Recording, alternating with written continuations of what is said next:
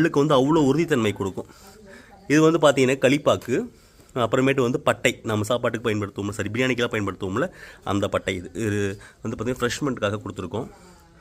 இது வந்து பார்த்திங்கனாக்கா கொய்யா இலை, மா இலை, கருந்துளசி எல்லாமே வந்து இதில் வந்து மிக்சட் ஆகிருக்கு.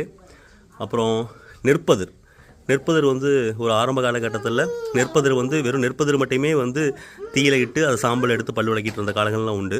ஸோ அந்தளவு வந்து நெற்பதிர்லேயும் வந்து அவ்வளோ விஷயங்கள் இருக்குது. இது வந்து பார்த்திங்கன்னா வேப்ப மரத்துடைய பட்டை, ஆலமரத்துடைய பட்டை, உள்ள இருக்கக்கூடிய செதில்கள் எடுத்திருக்கோம்.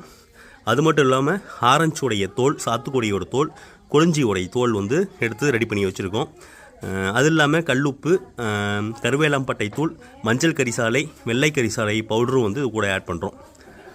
முக்கியமான விஷயம் இதோட வந்து என்ன ஆட் பண்ணுறோன்னு கேட்டிங்கனாக்க நாயுருவியோட வேர் ஆட் பண்ணுறோம், நாயுருவியோடைய தண்டு ஆட் பண்ணுறோம், நாயுருவியோடைய இலையும் ஆட் பண்ணுறோம். நம்ம அதெல்லாம் நாயுருவியோடைய அரிசியும் இதில் வந்து கூட ஆட் பண்ணுறோம்.